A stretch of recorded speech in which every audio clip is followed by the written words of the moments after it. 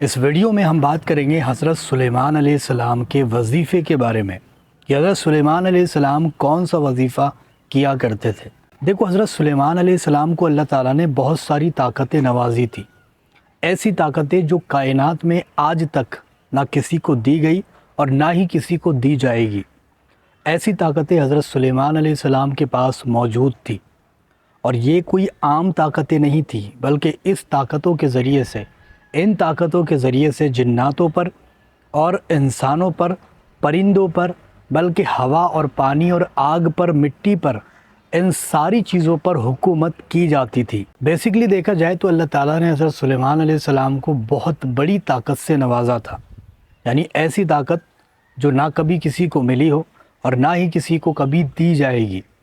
ایسی طاقت حضرت سلیمان علیہ السلام کو اللہ تعالیٰ نے دیا تھا۔ اور حضرت سلیمان کے قصے آپ نے بہت سارے سن رکھے ہوگے۔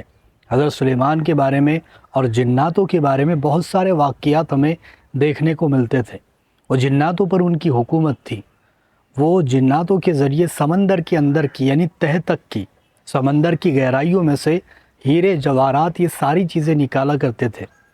جناتوں کے ذریعے سے محل تیار کیے جاتے تھے، اور جناتوں کے ہی ذریعے سے جو بڑی بڑی دیگیں ہوتی تھی وہ بھی تیار کی جاتی تھی، اور جنات آپ کی غلامی کیا کرتے تھے۔ دیکھو، حضرت سلیمان علیہ السلام کے تابعدار اللہ تعالیٰ نے جناتوں کو بھی کر دیا تھا، اور انسان بھی ان کی باتوں کو سنتے تھے، پرندے ان کی باتوں کو مانتے تھے۔ جہاں پر وہ چاہتے ہوا چلے تو وہاں پر ہی ہوا چلتی، جہاں پر وہ چاہتے کہ پانی برس جائے وہاں پر ہی پانی برس جاتا۔ تو یہ ساری حکومت حضرت سلیمان علیہ السلام کو ملی تھی۔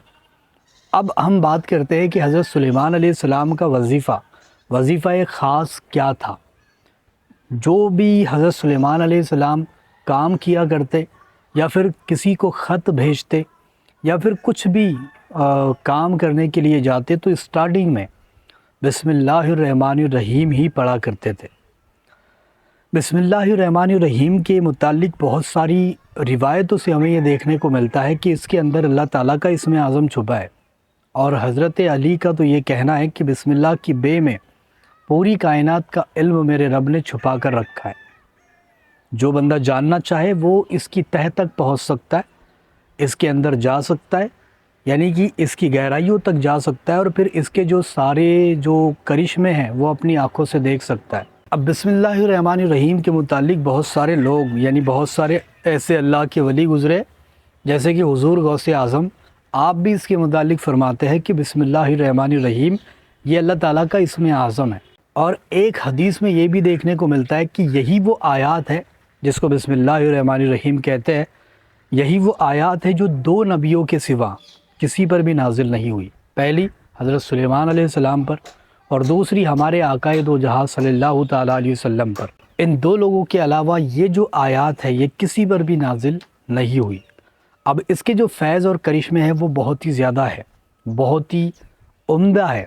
اس کے پڑھنے کے بہت سارے کرشمے موجود ہیں، جیسے کہ اگر کوئی بندہ بسم اللہ الرحمن الرحیم کو 19 مرتبہ کسی بھی کام کو شروع کرنے سے پہلے پڑھ لیتا ہے، یا پھر اپنی دکان کو کھولنے سے پہلے، اپنے کام پر جانے سے پہلے، اپنے کاروبار پر جانے سے پہلے، یا رزق کے لیے جا رہا ہو، نوکری کے لیے جا رہا ہو، یا پھر کسی بھی کام کے لیے جا رہا ہو، اگر اس کو 19 مرتبہ پڑھ کر کے جایا جائے، اللہ تعالیٰ اس کے کام کو بنا دیتا ہے، یعنی اس کے بگڑے ہوئے کام ہیں، یا پھر اس کا کاروبار نہیں چلتا ہے، یا پھر روزی اس کو نہیں ملتی ہے، یہ ساری چیزیں اس کو ملنا شروع ہو جاتی ہے جو کوئی بندہ 19 مرتبہ بسم اللہ الرحمن الرحیم پڑھتا ہے۔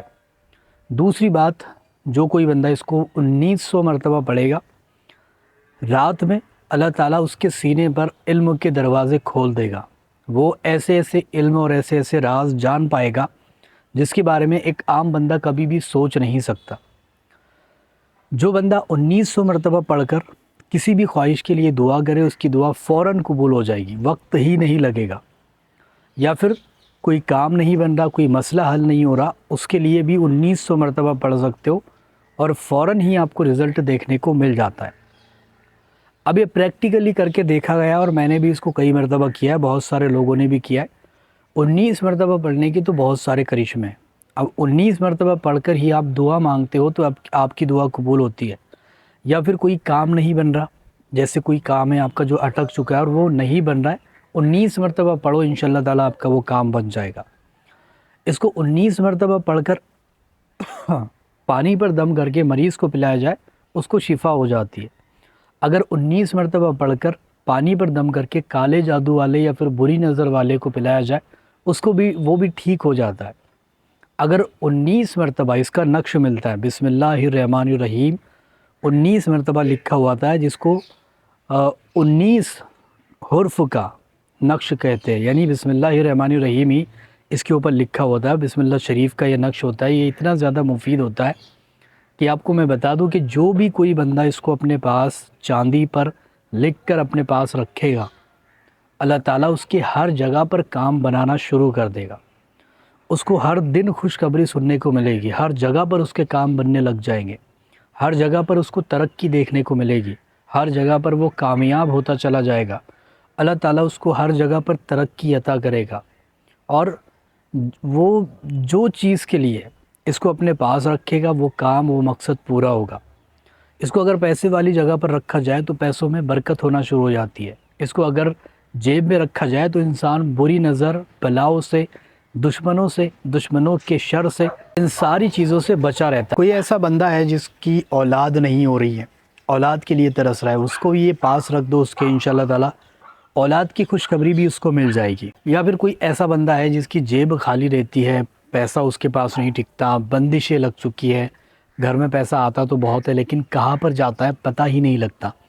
ایسی صورت میں اس کو چاہیے کہ بسم اللہ الرحمن الرحیم کا نقش اپنے پاس رکھے، انشاءاللہ تعالیٰ وہ بندہ دیکھے گا کہ کس طریقے سے اس کی زندگی بدلتی ہے، کس طریقے سے اس کی زندگی چینج ہوتی ہے، اور اللہ تعالیٰ کس طریقے سے اس کے لیے جگہ جگہ سے راستے کھولتا ہے۔ یہ بہت ہی مفید عمل ہے، جو بھی بندہ اس کو کرتا ہے، جو بھی بندہ اس کو پڑھتا ہے، اس کے فائدے تو ملتے ہی ہے، ساتھ ہی ساتھ اس کو لکھ کر کے پاس رکھنے کے بھی بے شمار فائدے ہیں۔ تو آپ اس کو ضرور استعمال کر سکتے ہو اپنی زندگانی میں، اور اگر آپ اس کو لینا چاہتے ہو تو ہم سے کانٹیکٹ ضرور کریں۔ انشاءاللہ تعالیٰ بہت ہی مفید، بہت ہی طاقتور یہ ہوتا ہے، جس کے پاس ہو اللہ تعالیٰ اس کی حفاظت فرماتا ہے۔